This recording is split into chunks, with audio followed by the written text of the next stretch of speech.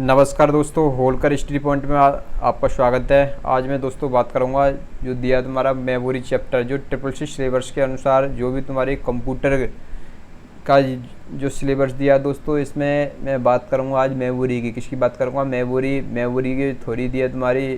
तो थ्योरी के अंतर्गत मैं बात करूंगा तुम्हारी जो मेमोरी होती है हमारी दो प्रकार की होती हैं दोस्तों। कितने प्रकार की होती हैं? दो प्रकार की होती हैं। तो दोस्तों इससे पहले मैंने जो वीडियो है तुम्हारी, उनकी जो लिंक है तुम्हारी डिस्क्रिप्शन में डाल दिया, वहाँ जाके आप देख सकते हो। जो तुम्हारे कंप्यूटर का परिचय दिया है, या बोल सकते हैं तुम्हारा इंट्रोडक्शन ऑफ कंप्यूटर, यानी कंप्यूटर का परिचय है, यानी उससे वीडियो को जाके देख सकते हो। तुम्हारी डिस्क्रिप्शन में डाल दूंगा, वहाँ जाके देख सकते हो। तो सबसे पहले दोस्तों मैं बात करूँगा तुम्हारी प्राइमरी मेमोरी की। यानी मेमोरी हमारी दो प्रकार की होती है। एक होती है दोस्तों प्राइमरी मेमोरी, दूसरी होती है तुम्हारी सेकेंडरी मेमोरी। तो दोस्तों मैं सबसे पहले बात करूँगा प्राइमरी मेमोरी को। हम बोल सकते हैं मेन मेमोरी बोलते हैं। क्या बोलते हैं? मेन मेमोरी भी बोलते हैं, या बोल सकते हैं प्राथमिक या मुख्य मेमोरी। अब जब देखो मैं बात करूँ, इंटरनल मेमोरी होती है, इसे हम आंतरिक मेमोरी भी कहते हैं, और बोल सकते हैं इसे कोर मेमोरी बोलते हैं। दोस्तों क्या बोलते हैं? कोर मेमोरी भी इसे बोलते हैं। और इसे ही हम जो प्राइमरी मेमोरी को हम बोल सकते हैं सेमीकंडक्टर मेमोरी। क्या बोल सकते हैं? सेमीकंडक्टर मेमोरी को हम बोल सकते हैं अर्धचालक मेमोरी। क्या बोल सकते हैं? अर्धचालक मेमोरी। जैसे मैं दोस्तों मैं बात करूँ यहीं पर, जो तुम्हारी सेकेंडरी मेमोरी होती है, या बोल सकते हैं द्वितीयक मेमोरी। द्वितीयक मेमोरी को दोस्तों हम बोल सकते हैं ऑक्सिलरी मेमोरी भी बोलते हैं। क्या बोल सकते हैं दोस्तों? ऑक्सिलरी मेमोरी, या बोल सकते हैं सहायक मेमोरी भी बोलते हैं। तो दोस्तों जैसे सहायक मेमोरी के अंतर्गत आती हैं, जैसे तुम्हारी सीक्वेंशियल एक्सेस मेमोरी आती है, और एक आती है तुम्हारी डायरेक्ट एक्सेस मेमोरी आती है। ये भी दोस्तों आपने पढ़ा होगा। तो सबसे पहले मैं बात करूँगा दोस्तों आज प्राइमरी मेमोरी की बात करूँगा। जो भी मैं डिस्कस करूँगा तुम्हारी प्राइमरी मेमोरी पर ही करूँगा। सेकेंडरी मेमोरी पर तुम्हारी नेक्स्ट वीडियो में करूँगा। तो सबसे पहले मैं बात करूँगा प्राइमरी मेमोरी होती है दोस्तों, ये भी तुम्हारी कितने प्रकार की होती हैं? तुम्हारी तीन प्रकार की होती हैं। एक होती है तुम्हारी जो CPU मेमोरी के अंतर्गत आती है। किसके आती है? तुम्हारी जो कंट्रोल प्रोसेसिंग यूनिट होती है उसके अंतर्गत आती है। एक आता है दोस्तों रजिस्टर आता है, और आता है तुम्हारी कैश मेमोरी। क्या होता है? तुम्हारा रजिस्टर, और क्या आती है? तुम्हारी कैश मेमोरी। जैसे मैं दोस्तों मैं बात करूं इसी के अंतर्गत, जैसे नेक्स्ट आता है तुम्हारा वोल्टाइक मेमोरी। क्या आती है दोस्तों? Voltaic memory. और क्या आती है तुम्हारी? Non voltaic memory. जैसे मैं बात करूंगा वोल्टाइक मेमोरी को हम बोल सकते हैं अस्थाई मेमोरी। क्या बोल सकते हैं? अस्थाई मेमोरी, या बोल सकते हैं इसे विघटित मेमोरी। जैसे बोल सकते हैं स्थिर मेमोरी। क्या बोल सकते हैं? इसे स्थिर मेमोरी भी बोलते हैं। अब जैसे मैं बात करूँ दोस्तों, ये नॉन वोल्टाइक मेमोरी होती है तुम्हारी। कौन सी होती है? नॉन वोल्टाइक मेमोरी होती है। ये दोस्तों नॉन वोल्टाइक मेमोरी होती है तुम्हारे, इसे हम स्थायी मेमोरी भी बोलते हैं। क्या बोलते हैं? स्थायी मेमोरी भी बोलते हैं। और या ऐसे बोल सकते हैं अविघटित मेमोरी भी कहते हैं। इस प्रकार दोस्तों मैंने जो बताई प्राइमरी मेमोरी कितने प्रकार की होती है? तीन प्रकार की होती है। एक CPU मेमोरी के अंतर्गत आता है रजिस्टर आता है, और क्या आती है तुम्हारी कैश मेमोरी आती है। दूसरी होती है तुम्हारी वोल्टाइक मेमोरी, और वोल्टाइक मेमोरी के अंतर्गत आते हैं तुम्हारी स्थायी मेमोरी आती है, तुम्हारी विघटित मेमोरी आती है, तुम्हारी स्थिर मेमोरी आती है तुम्हारी। और जैसे नॉन वोल्टाइक मेमोरी के अंतर्गत आती है तुम्हारी, क्या आती है? स्थायी मेमोरी और अविघटित मेमोरी आती है। दोस्तों इतनी बात समझ में आई होगी। जैसे मैं बात करूँगा दोस्तों इसके अंतर्गत मैं बात करूँगा तुम्हारी वोल्टाइक मेमोरी की। किसकी बात करूँगा? वोल्टाइक मेमोरी, या बोल सकता हूँ विघटित मेमोरी की बात करूँगा। जैसे इसमें दोस्तों मैं बात करूँ, जैसे तुम्हारी वोल्टाइक मेमोरी में जैसे इसमें क्या होती है? तुम्हारी रैम होती है दोस्तों। क्या होती है? रैम। और रैम भी तो तुम्हारी होती है, तुम्हारी दो प्रकार की होती है। जैसे एक होती है दोस्तों डी रैम होती है, या बोल सकते हैं डायनामिक रैम बोल सकते हैं। एक होती है दोस्तों तुम्हारी, मैं बोल सकता हूँ स्टैटिक रैम। क्या होती है तुम्हारी? स्टैटिक रैम, या बोल सकता हूँ तुम्हारी इसे एस रैम भी के नाम से भी जाना जाता है। दोस्तों इतनी बात ज़रूर समझ में आई होगी। जितना भी मैंने बताया दोस्तों, ये तुम्हारी इम्पोर्टेंट जो भी पार्ट बता रहा हूँ तुम्हारी जो बता रहा हूँ। अब मैं नेक्स्ट में बात करूँगा दोस्तों नॉन वोल्टाइक मेमोरी। जो नॉन वोल्टाइक मेमोरी होती है, ये क्या होती है तुम्हारी? इसके अंतर्गत आती है तुम्हारी रीड ओनली मेमोरी। क्या होती है तुम्हारी? रीड ओनली मेमोरी, या बोल सकते हैं रोम। क्या बोल सकते हैं दोस्तों? रोम। और जैसे नंबर 2 होती है तुम्हारी, इसमें होती है तुम्हारी पी रोम। क्या होती है तुम्हारी? पी रोम, या बोल सकते हैं इसे प्रोग्रामेबल रीड ओनली मेमोरी। क्या बोल सकते हैं? तुम्हारी प्रोग्रामेबल रीड ओनली मेमोरी बोल सकते हैं इसे। और नेक्स्ट होती है तुम्हारी ई रोम। क्या होती है तुम्हारी? ई रोम होती है। इसे बोल सकते हैं erasable programmable read only memory के नाम से भी जाना जाता है इसे। और जैसे मैं बात करूँ, एक होती है नंबर 4 पर होती है तुम्हारी EEPROM। इसे हम दोस्तों बोल सकते हैं electrical erasable programmable read only memory के नाम से भी जाना जाता है। जितनी भी दोस्तों मैं बता रहा हूँ ये इंपॉर्टेंट है तुम्हारी। ये क्या तुम्हारी? नॉन वोल्टाइक मेमोरी है। क्या उनसे तुम्हारी नॉन वोल्टाइक मेमोरी, या बोल सकते हैं इसे स्थायी मेमोरी। जिसमें जो डाटा तुम्हारा रखा जाता है वो किस कंडीशन में होता है, तुम्हारी स्थायी कंडीशन में होता है। किसमें होता है, तुम्हारा स्थायी कंडीशन में होता है। जैसे मैं बात करूँगा इसी के अंतर्गत, जैसे बात करता हूँ, जैसे रैम है, रैम की जो फुल फॉर्म होती है दोस्तों क्या होती है, तुम्हारी रैंडम एक्सेस मेमोरी। क्या दिया, तुम्हारी रैंडम एक्सेस मेमोरी होती है। जैसे वो तुम्हारी रोम है तुम्हारी, इसे बोलते हैं रीड ओनली मेमोरी। जैसे होता है तुम्हारे पी रोम मैंने बताया था, जैसे प्रोग्रामेबल रीड ओनली मेमोरी के नाम से भी जाना जाता है। और जैसे ई प्रोम है तुम्हारे, इसे बोलते हैं erasable programmable read only memory. और जैसे होती है नेक्स्ट, जैसे बात कर रहा हूँ नंबर दिया तुम्हारा EEPROM, क्या बोल सकते हैं इसे, इलेक्ट्रिकली, क्या बोल सकते हैं, electrically erasable programmable read only memory के नाम से भी जाना जाता है। दोस्तों इतनी ज़रूर बात समझ में आएगी तुम्हारी। अब मैं बात करूँगा इसमें नेक्स्ट, इसी में जैसे बात करूँगा मेमोरी क्या होती है क्या नहीं होती है। दोस्तों ये मेमोरी होती है, ये क्या होती है, कंप्यूटर में मेमोरी का प्रयोग क्या करता है, डाटा, प्रोग्राम और निर्देशों को स्थायी या अस्थायी, जो तुम्हारी बोल सकते हैं स्थायी होती है तुम्हारी, ये क्या होती है तुम्हारी अस्थायी, और अस्थायी होती है तुम्हारी ये क्या होती है नॉन वोल्टाइक। और तुम्हारी ये अस्थायी होती है ये होती है तुम्हारी वोल्टाइक। क्या होती है तुम्हारी वोल्टाइक। और ये वोल्टाइक तौर पर क्या होता है, स्टोर करने के लिए इसका यूज किया जाता है। किसका यूज किया जाता है, तुम्हारी मेमोरी का यूज किया जाता है। इसलिए बात दोस्तों समझ में आई होगी तुम्हारी, यानी जो भी हम मेमोरी का यूज करते हैं किसके लिए करते हैं, यानी हमें बोल सकते हैं इसे यूज करेंगे हम इसका डाटा, प्रोग्राम और अनुदेशों को स्थायी या अस्थायी तौर पर स्टोर करने के लिए इसका यूज किया जाता है। किसका यूज किया जाता है, बोल सकते हैं मेमोरी का यूज किया जाता है। जैसे मैं बात करूँ इसी के अंतर्गत, जैसे नेक्स्ट बात करूँगा, इसमें नोट पॉइंट दिया तुमको दोस्तों, नोट पॉइंट दिया है, ये भी तुम्हारा इंपॉर्टेंट दिया है तुम्हारा। क्या बोल सकते हैं जो प्राथमिक मेमोरी, या बोल सकते हैं इसे मुख्य मेमोरी। दोस्तों मैंने सबसे पहले मैं बात कर रहा हूँ तुम्हारी प्राथमिक मेमोरी पर। किस पर बात कर रहा हूँ, प्राथमिक मेमोरी। प्राथमिक मेमोरी को हम बोल सकते हैं मुख्य मेमोरी बोल सकते हैं, या मेन मेमोरी के नाम से भी जाना जाता है। यानी ये क्या होती है तुम्हारी इलेक्ट्रॉनिक्स, या कैसे होती है, इलेक्ट्रॉनिक्स सेमीकंडक्टर मैंने बताया था, ये क्या होती है, एक सेमीकंडक्टर होती है, मेमोरी होती है। यह क्या होती है तुम्हारी आईसी, या बोल सकते हैं इंटीग्रेटेड सर्किट, क्या बोलते हैं आईसी बोला जाता है, इंटीग्रेटेड सर्किट का प्रयोग किया जाता है। इसमें जो प्रयोग किया जाता है किसका किया जाता है, तुम्हारे इंटीग्रेटेड सर्किट का प्रयोग किया जाता है। जैसे दोस्तों मैं इसी में जैसे बात करूँ, यानी जो सिलिकॉन चिप की बनी होती है दोस्तों, ये किसकी बनी होती है, ये मोस्ट इंपॉर्टेंट है तुम्हारे, ये पूछ लेता है कि जो आईसी चिप होती है तुम्हारी ये किसकी बनी होती है, तुम्हारी सिलिकॉन चिप बनी होती है। किसकी होती है, तुम्हारी सिलिकॉन की चिप बनी होती है। इसके जो विकास का श्रेय है, यानी इसमें जो विकास किया था ये किया तुम्हारा JS क्लिबी ने किया था, या बोल सकते हैं JS क्लिबी को जाता है। दोस्तों ये नाम बता रहा हूँ तुम्हारा, जो JS क्लिबी है तुम्हारा मोस्ट इम्पोर्टेंट है। जो तुम्हारा इसका जो तुम्हारा इसके विकास का श्रेय, यानी किसके विकास का श्रेय, तुम्हारे सिलिकॉन के विकास, यानी सिलिकॉन चिप के विकास का श्रेय किसको जाता है, तुम्हारा JS क्लिबी को जाता है। जो सुबह सिलिकॉन चिप मुख्यतः क्या किसकी बनी होती है, तुम्हारी गैलिनियम आर्सेनिक की बनी होती है। किसकी होती है दोस्तों, गैलिनियम आर्सेनिक की बनी होती है। तो ये भी तुम्हारा बन जाता है यहाँ पर, ये किसका बनी होती है, तुम्हारी गैलिनियम आर्सेनिक की बनी होती है। क्या बनी होती है, तुम्हारी जो भी चिप बनाई जाती है दोस्तों। तो नेक्स्ट क्वेश्चन पे जैसे मैं बात करूँगा, नेक्स्ट बात करूँ आगे, जैसे मेमोरी की बारे में बात करूँगा, जो मेमोरी पर आधारित जो क्वेश्चन बनते हैं दोस्तों। तो मेमोरी क्या होती है, मैंने बताया था कंप्यूटर में मेमोरी का वह स्थान होता है जो क्या होता है, एक यूजर को दिए गए डेटा को, निर्देश को स्टोर करता है। ये किसका काम होता है दोस्तों, मेमोरी का काम होता है। किसका होता है, मेमोरी का काम होता है। अब जैसे मैं बात करूँ नेक्स्ट पॉइंट की बात करता हूँ, कंप्यूटर में डेटा बाइनरी अंक के रूप में स्टोर किया जाता है। जो भी दोस्तों कंप्यूटर में डेटा जो होता है तुम्हारा बाइनरी के रूप में क्या किया जाता है, स्टोर किया जाता है। दोस्तों ये बाइनरी क्या होती है, तुम्हारी 0 और 1 होती है। क्या होती है, 0 और क्या होती है तुम्हारी 1। ये क्या होती है, तुम्हारी बाइनरी संख्या होती हैं। जैसे मैं बात करूँ नेक्स्ट, जैसे बात करूँ नेक्स्ट दिया तुम्हारा, इसमें कंप्यूटर में 2 प्रकार की मेमोरी होती हैं। मैंने बताया था कौन कौन सी होती हैं दोस्तों, एक होती है प्राइमरी, दूसरी होती है तुम्हारी सेकेंडरी मेमोरी को हम सहायक मेमोरी के नाम से भी जाना जाता है, और प्राइमरी मेमोरी को हम मेन मेमोरी या बोल सकते हैं सेमीकंडक्टर मेमोरी के नाम से भी तुम्हारा इंटरनल मेमोरी के नाम से भी जाना जाता है। दोस्तों इतनी बात जरूर समझ में आई होगी, मैंने बताया तुम्हारा। नेक्स्ट जैसे मैं बात करता हूँ दोस्तों, इसमें सबसे पहले मैं बात करूँगा इंटरनल मेमोरी या आंतरिक मेमोरी या बोल सकता हूँ प्राइमरी मेमोरी, या जिसे सेमीकंडक्टर मेमोरी के नाम से भी जाना जाता है। सबसे पहले मैं इसी पर चर्चा करूँगा दोस्तों, यानी इस पर जो मोस्ट इम्पोर्टेंट क्वेश्चन होंगे उन्हीं पर मैं चर्चा करूँगा इस पर।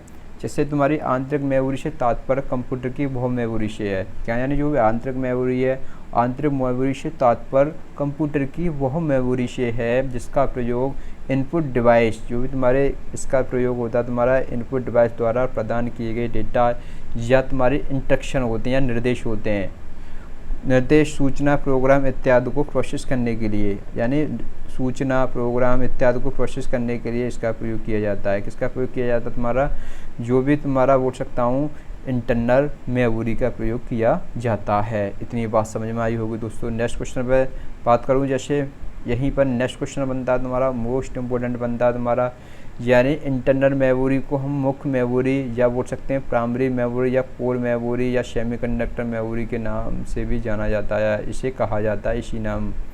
ध्यान रखना दोस्तों, ये भी मैं बता रहा हूँ, ये भी तुम्हारे इम्पोर्टेंट हैं, बार बार मैं बता रहा हूँ, ये पूछ लेता है। यानी इंटरनल मेमोरी क्या होती है तुम्हारी, ये मुख्य मेमोरी या बोल सकते हैं मेन मेमोरी के नाम से, या बोल सकते हैं इसे प्राइमरी मेमोरी। मैं स्टार्टिंग कंडीशन में बार बार बता रहा हूँ दोस्तों, ये तुम्हारी एग्जाम में पूछा जाता है। इस पर कम से कम जो मेमोरी पर आधारित 2 क्वेश्चन तो आते हैं, 2 या 3 क्वेश्चन जरूर आते हैं।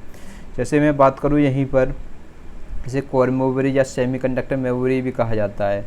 जैसे नेक्स्ट बनता है तुम्हारा क्वेश्चन इसी पे, जैसे बात करता हूँ, यह मेमोरी क्या होती है, कंप्यूटर में सर्किट के रूप में होती है। किस में होती है तुम्हारी, कंप्यूटर के अंदर किसके होती है तुम्हारी, सर्किट के रूप में होती है, जो मदरबोर्ड से सीधी जुड़ी होती है। जो भी तुम्हारी ये मेमोरी होती है तुम्हारी, ये क्या होती है तुम्हारी प्राइमरी मेमोरी होती है, ये मदरबोर्ड से सीधी जुड़ी होती है। ये भी क्वेश्चन बन जाता है। यानी जो भी मेमोरी होती है कंप्यूटर सर्किट में क्या होती है, सर्किट के रूप में होती है, जो क्या होती है मदरबोर्ड से सीधे जुड़ी होती है। नेक्स्ट में जैसे बात करता हूं दोस्तों, यानी इस प्रकार की मेमोरी में डेटा स्टोर करने के लिए, यानी इस प्रकार की जो मेमोरी होती है उसमें क्या करना है हमें, डेटा स्टोर करने के लिए सेमीकंडक्टर का प्रयोग किया जाता है। दोस्तों किसका किया जाता है, सेमीकंडक्टर। सेमीकंडक्टर होते हैं अर्धचालक, मैंने 12 बताया था। जो अर्धचालक मैंने अभी बताया था तुम्हें, जो तुम्हारी आईसी चिप होती है या बोल सकते हैं इंटीग्रेटेड चिप होती है, इसका श्रेय जाता है दोस्तों, जो इसका विकास बनाने में जो योगदान दिया था, ये या तो तुम्हारा JS किल्बी को जाता है। सिलिकॉन चिप में बताया था दोस्तों, ये किसकी बनी होती है तुम्हारी, गैलियम आर्सेनिक की बनी होती है। ये विशेष का ध्यान रखना है दोस्तों। यानी ये सिलिकॉन चिप होती है तुम्हारी किसकी बनी होती है, गैलियम आर्सेनिक। किसकी बनी होती है तुम्हारी, गैलियम आर्सेनिक। बार बार बता रहा हूँ दोस्तों, ये पूछ लेता है, ये इंपॉर्टेंट क्वेश्चन बनता है यहाँ पर। जैसे मैं बात करता हूँ यहाँ पर नेक्स्ट क्वेश्चन में, जैसे बात करता हूँ तो नेक्स्ट क्वेश्चन दिया है यहाँ पर, यानी वोल्टैक मेमोरी। किसकी बात करता हूँ दोस्तों, वोल्टैक मेमोरी क्या होती है, ये होती है वोल्टैक मेमोरी, दूसरी होती है तुम्हारी नॉन वोल्टैक। तो सबसे पहले मैं बात करूँगा वोल्टैक मेमोरी की। किसकी बात करूँगा दोस्तों, इसी के अंतर्गत आती है तुम्हारी जो प्राइमरी मेमोरी के अंतर्गत आती है। जैसे इस पर जो वोल्टैक मेमोरी को हम बोल सकते हैं दोस्तों, क्या बोल सकते हैं, मैंने बताया था तुम्हारी, इसे हम बोल सकते हैं अस्थाई मेमोरी। किसे बोल सकते हैं दोस्तों, मैंने बताया था अस्थाई मेमोरी के नाम से भी जाना जाता है। इसको जाना जाता है तुम्हारी वोल्टैक मेमोरी। इसे क्या बोल सकते हैं दोस्तों, अस्थाई मेमोरी। इसे इसका ध्यान रखना है। यानी अस्थाई मेमोरी क्या होती है, इसे व्यक्तिगत मेमोरी या स्थिर मेमोरी के नाम से भी जाना जाता है। जैसे मैं बात करूं, यानी यह क्या होती है तुम्हारी, यह कंप्यूटर या क्या होती है, यह कंप्यूटर की वह मेमोरी होती है। यानी कंप्यूटर की वह मेमोरी होती है जिसमें प्रोसेस किए गए डेटा, जो भी डेटा को प्रोसेस किया जाता है और निर्देश को अस्थायी रूप में स्टोर किया जाता है। यानी जो भी निर्देश है इसमें अस्थायी रूप में क्या करा जाता है तुम्हारा, स्टोर किया जाता है। जैसे मैं बात करूँ इसी में नेक्स्ट में बात करूँ नेक्स्ट पॉइंट में, यानी इस प्रकार की मेमोरी में प्रोसेस के लिए, यानी इस प्रकार की मेमोरी में क्या करने के लिए, प्रोसेस किए गए डेटा को पावर सप्लाई के बाद होने पर मिट जाता है। यानी हमें ऐसी कंडीशन में, ये तुम्हारा दोस्तों ये भी मैं बता रहा हूँ, ये इम्पोर्टेंट बनता है। यानी जो भी तुम्हारी जो प्राइमरी मेमोरी है या बोल सकते हैं इसके अंदर जो प्राइमरी मेमोरी के अंतर्गत है तुम्हारी वोल्टैक मेमोरी या बोल सकते हैं स्थायी मेमोरी। यानी स्थायी मेमोरी में दोस्तों क्या होता है, जिसमें क्या होता है इस प्रकार की मेमोरी में प्रोसेस किए गए डेटा, यानी डेटा को हमें प्रोसेस करना होता है, तो डेटा को पावर सप्लाई, जैसे हमने कोई इलेक्ट्रिकल हमने सप्लाई देते हैं, यानी हमें कंप्यूटर चलाना होता है तो सबसे पहले हमें कौन सी सप्लाई देते हैं, हमें इलेक्ट्रिकली सप्लाई देते हैं। यानी इलेक्ट्रिकली सप्लाई देने के बाद या बोल सकते हैं सप्लाई के बाद होने के साथ ही मिटा दिया जाता है। जैसे मैं बोल सकता हूँ, जैसे जैसे इसमें इलेक्ट्रिकल सप्लाई होती है उसे बंद कर दिया जाए, क्या हो गया, बंद कर दिया जाए, तुरंत इसके अंदर जो तुम्हारा जो मेमोरी में प्रोसेस किया गया डेटा होगा वो तुरंत कैसा हो जाएगा तुम्हारा, यानी मिट जाएगा। कैसा हो जाएगा तुम्हारा, मिट जाएगा, यानी पावर सप्लाई को बंद करने पर। तो जैसे मैं ऐसे या आप बोल सकते हैं अचानक लाइट चली जाए, चार्ज चला जाता है, मेरी लाइट चली जाती है, उस कंडीशन में जो भी डेटा होता है तुरंत क्या होता है, जैसे कोई डेटा यानी तुम कुछ लिख रहे हो कंप्यूटर के अंदर का, यानी इंस्ट्रक्शन दे रहे हो तुम या उससे प्रोसेस कर रहे हो, तो ऐसी कंडीशन में तुरंत लाइट चले जाने पर तुरंत इसके अंदर डेटा स्टोर नहीं होगा, या डेटा कैसा हो जाएगा तुम्हारा, तुरंत क्या हो जाएगा, मिट जाएगा। जैसे मैं बात करता हूँ इसी के अंतर्गत तो होती है तुम्हारी रैम। क्या होती है तुम्हारी रैम? तो रैम पे बात करूँगा दोस्तों, रैम क्या होती है क्या नहीं होती है। यार रैम को हम बोल सकते हैं दोस्तों रैंडम एक्सेस मेमोरी। क्या बोल सकते हैं? Random access memory. यानी ये क्या होती है तुम्हारी रैंडम एक्सेस मेमोरी। तो दोस्तों यह क्या होती है, या बोल सकते हैं एक यूजर द्वारा, यानी एक यूजर द्वारा इनपुट डिवाइस की सहायता से।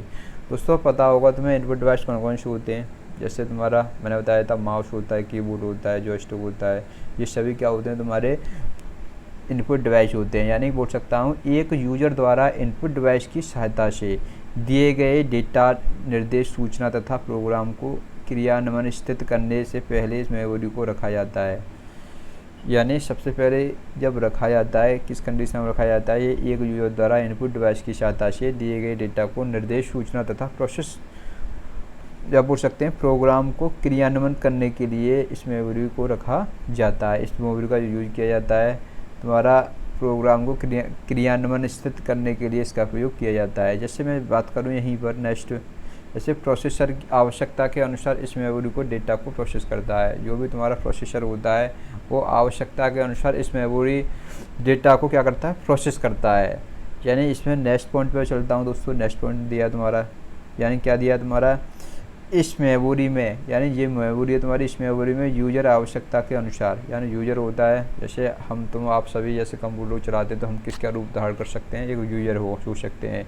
तो यूजर के अनुसार किसी भी निर्देश, यानी कोई भी हम इंस्ट्रक्शन दें कंप्यूटर को, या निर्देश को लिख या बदल सकता है। यानी क्या होता है तुम्हारा इस मेमोरी में क्या होता है, यूजर आवश्यकता अनुसार किसी भी निर्देश को लिख या बदल सकता है, जिससे पढ़कर प्रोसेसर विभिन्न प्रकार की गणना कर सकता है। जो भी प्रोसेसर होगा उसे पढ़कर क्या कर रहा है, विभिन्न प्रकार की गणना कर सकता है इसी मेमोरी के अंतर्गत। जैसे तुम्हारी नेक्स्ट में जैसे बात करता हूँ, जो रैम मेमोरी की बात कर रहा हूँ दोस्तों, यह मेमोरी अस्थायी होती है। दोस्तों कैसे होती है दोस्तों, ये अस्थायी होती है क्योंकि इसमें प्रोसेसर, इसमें दोस्तों ये प्रोसेसर होता है, बोल सकते हैं इसमें प्रोसेस किए गए डेटा, यानी इस मेमोरी, यह मेमोरी कैसी होती है तुम्हारी, स्थायी होती है क्योंकि इसमें प्रोसेस किए गए डेटा को सिस्टम को बंद होने के साथ रीड कर दिया जाता है। मैंने दोस्तों फिर बताया था तुम्हारे जो तुम्हारी रैम होती है, यानी बोल सकता हूँ तुम्हारी जो वोल्टेक मेमोरी होती है, इसी के अंतर्गत जैसे मैं बता रहा था दोस्तों रैम, किसकी बात कर रहा था तुम्हारा, रैम की। जैसे इसमें क्या होता है, यह क्या होती है मेमोरी स्थायी तो होती है क्योंकि इसमें प्रोसेस किए गए डेटा को सिस्टम के तुरंत बंद होने के साथ कैसा होता है, डिलीट कर दिया जाता है, या क्या होता है तुम्हारा डिलीट कर दिया जाता है। जैसे यह क्या होता है तुम्हारी दो प्रकार की होती हैं, जो भी तुम्हारी हैं कितने प्रकार की होती हैं, रैम होती है तुम्हारी दो प्रकार की। एक होती है दोस्तों एश रोम और दूसरी होती है तुम्हारी, यानी बोल सकता हूँ दूसरी को बोल सकता हूँ डी रैम। यानी डी रैम होते हैं दोस्तों डायनामिक रैम बोल सकते हैं, और एस रैम को बोल सकते हैं स्टैटिक रैम। क्या बोल सकते हैं दोस्तों, स्टैटिक रैम। अब दोस्तों इसमें जैसे स्टैटिक रैम को हम सिंक्रोनस रैम के नाम से भी जाना जाता है दोस्तों, इसको विशेषकर ध्यान रखना। तो सबसे पहले मैं बात करूँगा एस रैम की, यानी स्टैटिक जो रैम दिया है इसको हम सिंक्रोनस रैम के नाम से भी जाना जाता है। यानी ये दिए तुम्हारे यह दो प्रकार की होती हैं, एक मैंने बताया था एच रैम, दूसरी होती है तुम्हारी डी रैम यानी डायनामिक रैम। जैसे मैं इसी में जैसे बात कर रहा हूँ, यानी एच रैम का प्रयोग जो यूज किया जाता है तुम्हारा, किसके लिए यूज किया जाता है, तो बोल सकता हूँ इस प्रकार की रैम को रिफ्रेश करने की आवश्यकता नहीं होती। यानी तुम्हारी एच रैम है, इस पर रिफ्रेश करने की आवश्यकता नहीं होती, इसलिए इसे यह रैम डी रैम की तुलना में अधिक तेज़ होती है। यानी जो डी रैम होती है तो मैं बोल सकते हैं जो डायनामिक रैम होती है उसकी तुलना में कैसे होती है, अधिक तेज़ होती है। जैसे मैं बात करता हूँ डी रैम, इसे बोल सकते हैं तुम्हारी डायनामिक रैम, या बोल सकते हैं परिवर्तनशील रैम बोल सकते हैं, या इसे बोल सकते हैं दोस्तों टमटमी मेमोरी के नाम से भी जाना जाता है। जैसे मैं बात करता हूँ जो डी रैम होती है, किसकी बात करता हूँ, डी रैम या परिवर्तनशील रैम, या इसे बोल सकते हैं डायनामिक रैम। यानी इस प्रकार की रैम होती है, रैम को हज़ारों बार प्रोसेसर द्वारा रिफ्रेश किया जाता है। यानी जो डी रैम होती है तुम्हारी, इसे हज़ारों बार प्रोसेसर द्वारा रिफ्रेश किया जाता है, जिसकी वजह से एस रैम की तुलना में कैसी होती है, ये धीमी होती है।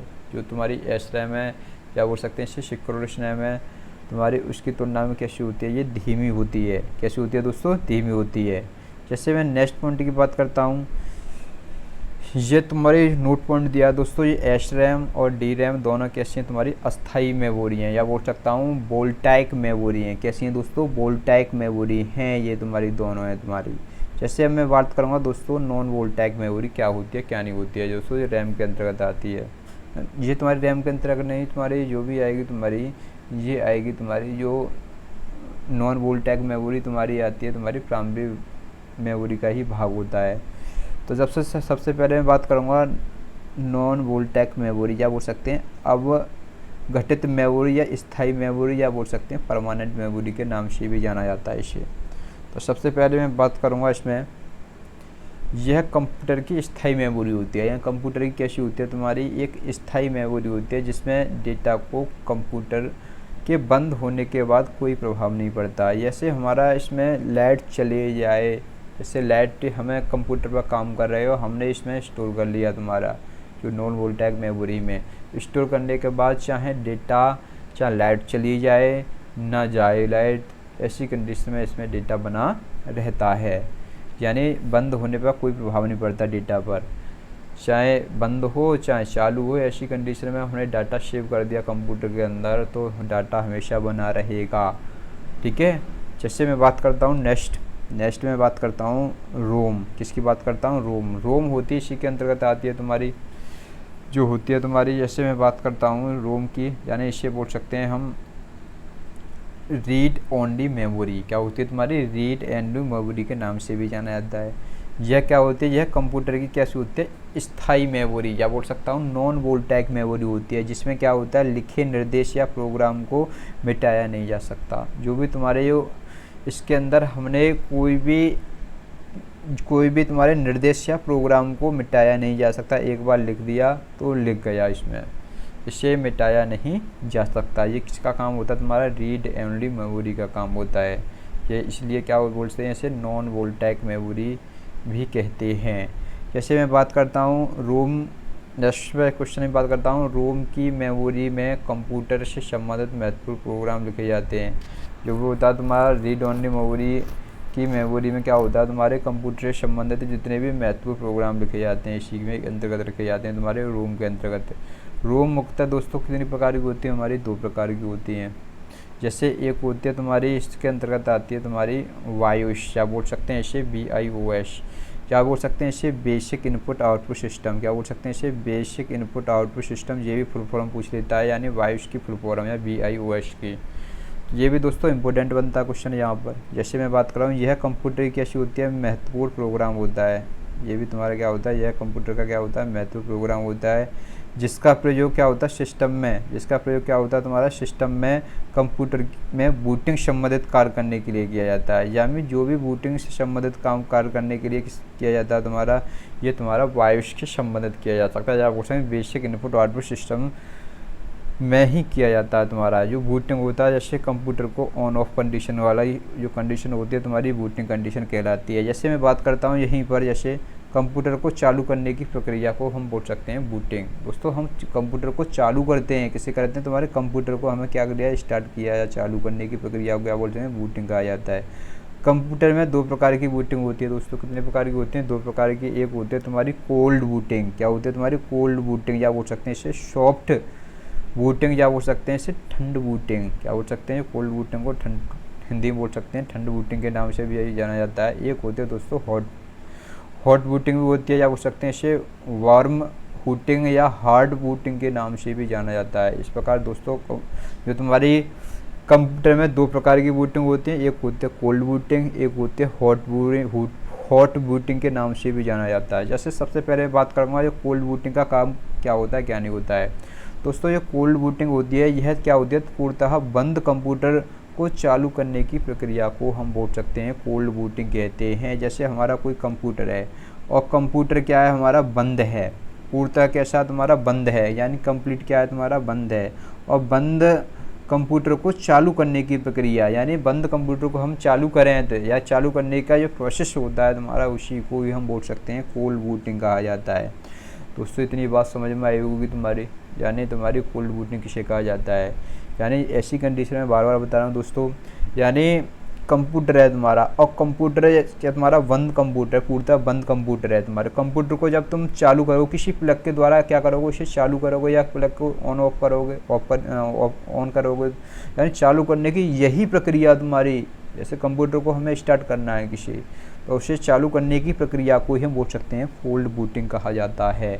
जैसे मैं बात करता हूँ हॉट या वार्म, या बोल सकते हैं हार्ड बूटिंग, जैसे बोल सकते हैं ताम बूटिंग के नाम से भी जाना जाता है।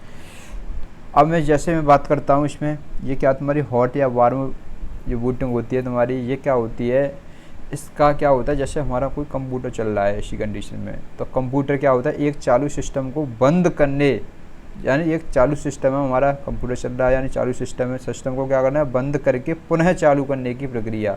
जैसे ये कंडीशन होती है कंप्यूटर के अंतर्गत ही होती है। जैसे तुम्हारा हमें control plus shift plus alt दबाने पर, यानी कंप्यूटर क्या होता है, पुनः स्टार्ट हो जाता है दोस्तों, क्या होता है, पुनः स्टार्ट हो जाता है। या बोल सकते हैं एक चालू सिस्टम को बंद करके पुनः चालू करने की प्रक्रिया को हॉट बूटिंग कहा जाता है, या बोल सकते हैं हार्ड, या बोल सकते हैं वार्म बूटिंग भी कहा जाता है इसे। यानी एग्जाम्पल में क्या होता है, कंप्यूटर को मैं बोल सकते हैं रीस्टार्ट करते हैं, क्या करते हैं दोस्तों, रीस्टार्ट करने की कंडीशन को ही हम बोल सकते हैं हॉट बूटिंग, क्या बोल सकते हैं, हॉट बूटिंग। जैसे नोट पॉइंट दिया है दोस्तों, इसमें नोट पॉइंट में जब बात करें, जैसे जब प्रोसेसिंग यूनिट को कंप्यूटर के सामने वाले भाग, तो दोस्तों ये भी इम्पोर्टेंट है तुम्हारा, जब प्रोसेसिंग यूनिट ऑफ कंप्यूटर के सामने वाले भाग पर दिए गए रीसेट बटन दबाकर, कंप्यूटर के सामने वाले भाग पर जो रीसेट बटन दबाकर, अथवा कंप्यूटर को कीबोर्ड पर control alt plus del, sorry क्या बात दोस्तों, कंट्रोल अल्ट और डेल तीनों की, यानी तीनों की को क्या करेगा, एक साथ दबाने पर क्या होता है, बूट किया जाता है, क्या किया जाता है, बूट। तो इस प्रकार की बूटिंग को हम वार्म बूटिंग कहा जाता है दोस्तों, क्या जाएगा ना, वार्म बूटिंग को ही हम बोल सकते हैं हॉट बूटिंग भी कहा जाता है दोस्तों। जो भी तुम्हारे कंप्यूटर के अंतर्गत जो किया जाता है तुम्हारा कंट्रोल अल्ट और डेल, यानी तीनों हम की को एक साथ प्रेस करने पर, एक साथ क्या करने पर, प्रेस करने पर, और तुरंत क्या होगी, तुम्हारी जो हॉट बूटिंग की कंडीशन आ जाएगी, जिससे तुम्हारा कंप्यूटर जो स्टार्टिंग कंडीशन में पुनः क्या हो जाएगा, तुम्हारा स्टार्ट हो जाएगा, तुम्हारा क्या हो जाएगा, पुनः स्टार्ट हो जाएगा। जैसे अब मैं बात करता हूँ दोस्तों, एक होता है तुम्हारा फर्मवेयर, क्या होता है तुम्हारा फर्मवेयर, क्या होता है क्या नहीं होता है, ये भी दोस्तों इम्पोर्टेंट बनता है तुम्हारा फर्मवेयर। तो सबसे पहले मैं इसी में बात करता हूँ, यह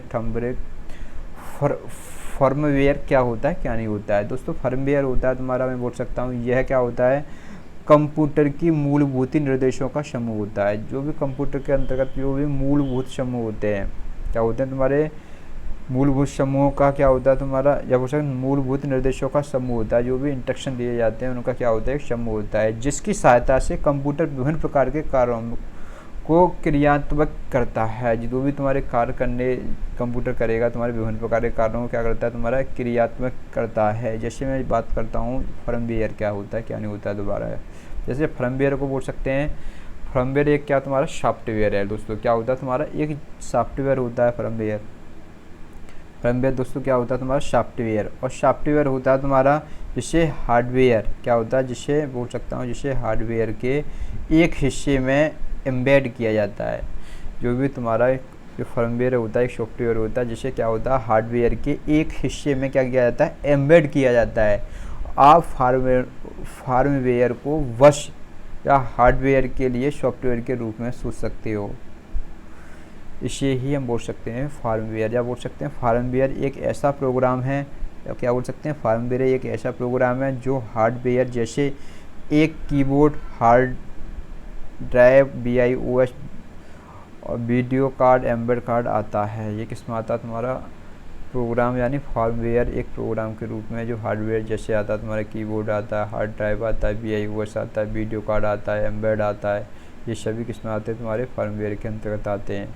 जैसे अब मैं बात करूँगा दोस्तों इसके बाद, जैसे मैंने बात की थी रोम, तो रोम क्या होती है तुम्हारी 3 प्रकार की होती है। किस प्रकार की होती है तुम्हारी 3 प्रकार की होती है। जैसे मैं बात करूँगा इसी के अंतर्गत, जैसे एक होती है तुम्हारी पी रोम, एक होते ई पी रोम, एक होते ई पी रोम होती है। तो सबसे पहले मैं बात करूँगा दोस्तों ई रोम की, किसकी, पी रोम की, सॉरी किसकी करूँगा, तुम्हारा पी रोम क्या होता है क्या नहीं होता है।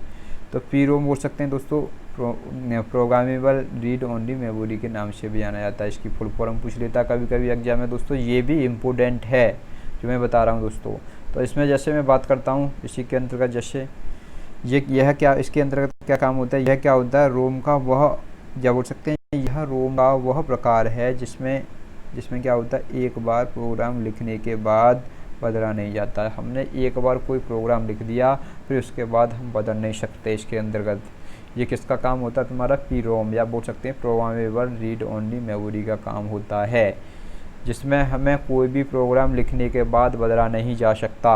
अब मैं बात करता हूँ सेकंड नंबर की, बात करता हूँ सेकंड नंबर दिया तुम्हारा ई पी रोम होता है। यानी ई पी रोम क्या होता है क्या नहीं होता है। तो ई पी रोम दोस्तों ये है तुम्हारा, तो ई पी रोम के अंतर्गत जैसे बात करता हूँ इसे बोल सकते हैं इराइजेबल प्रोग्रामेबल रीड ओनली मेमोरी के नाम से भी जाना जाता है। इसकी जो फुल फॉर्म बता रहा हूँ मैं दोस्तों, ये भी इम्पोर्टेंट है तुम्हारी।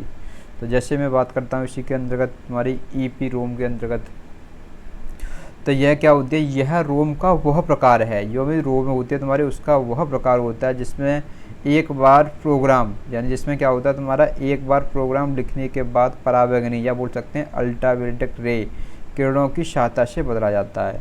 इसमें जो भी कोई प्रोग्राम होता है, जो तुम्हारी ई पी रोम होता है, इसमें जो भी कोई प्रोग्राम होता है लिखने के बाद पराबैंगनी किरणें होती हैं या बोल सकते हैं अल्ट्रावायलेट रे होती हैं, उनकी सहायता से क्या होता है, इसे बदला जाता है।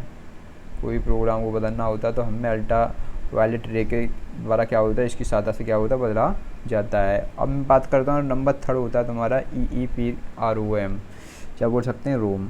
यानी ये क्या होता है तुम्हारा, ई का मतलब होता है इसमें इलेक्ट्रिकली, और ई का और मतलब होता है इसे राइजेबल और प्रोग्रामेबल रीड ओनली मेमोरी, इसकी फुल फॉर्म बनती है दोस्तों। जो अब मैं बात करता हूँ फुल फॉर्म दोस्तों, याद जरूर करना है, ये मोस्ट इम्पोर्टेंट पूछ लेता है क्वेश्चन से, इसे रखी हुई याद है, 2-3 क्वेश्चन आ जाते हैं तुम्हारी कभी कभी एग्जाम में। जैसे मैं बात करता हूँ इसी में, यानी तुम्हारे जो तुम्हारी E P R O M होती है, क्या होता है क्या नहीं होता है इसके अंतर्गत। जैसे ये क्या होता है, रोम के इस प्रकार की वैद्युत तरंगों की सहायता से, जो तुम्हारी रोम होती है रीड ओनली मेमोरी के इस प्रकार की वैद्युत तरंगों की सहायता से स्टोर किए गए प्रोग्राम को बदला और पुनः लिखा जा सकता है। इसके अंतर्गत बदल भी सकते हैं और पुनः क्या कर सकते हैं, लिख भी सकते हैं। ये किसका काम होता है, तुम्हारा E P R O M का काम होता है, इसके अंतर्गत होता है तुम्हारा। मैं बार बार बता रहा हूँ दोस्तों, ये फुल फॉर्म है, इसकी इंपॉर्टेंट फुल फॉर्म है। जैसे नोट पॉइंट की बात करता हूँ, नोट पॉइंट में दिया तुम्हारा कंप्यूटर में मेमोरी शब्द तात्पर्य मुख्य मेमोरी से है। यानी इसमें जो तुम्हारे मेमोरी शब्द का तात्पर्य किससे, तुम्हारे मुख्य मेमोरी से, जिसे हम स्थायी रूप में परिभाषित कर सकते हैं। इसमें करते हैं अस्थायी रूप में परिभाषित कर सकते हैं। जैसे मैं नोट पॉइंट में जाता हूँ, कंप्यूटर में क्या होती है तुम्हारी, कंप्यूटर में मेमोरी क्या होती है तुम्हारी, मध्यस्थ बोल सकते हैं। जो कंप्यूटर में मेमोरी क्या होती है, संग्रहण, क्या होती है तुम्हारी, संग्रहण को विभिन्न भाग में विभाजित किया जा सकता है। इसके संग्रहण को विभिन्न भागों में विभाजित किया जाता है और डेटा को इन्हीं के आधार पर स्टोर किया जाता है और प्रोसेस भी किया जाता है। ये किसके अंतर्गत होता है, तुम्हारे मेमोरी संग्रहण के अंतर्गत ही होता है। दोस्तों मैंने जितने भी तुम्हारे जो बताया, तुम्हारे जो भी तुम्हारी मेमोरी से संबंधित जो तुम्हारी मेमोरी थी, प्राइमरी मेमोरी के अंतर्गत जो भी मैंने बताया दोस्तों, वीडियो बढ़िया लगे तो अपने दोस्तों के साथ शेयर अवश्य कीजिए और चैनल को सब्सक्राइब अवश्य कीजिए और वीडियो को लाइक अवश्य कीजिए। Thank you.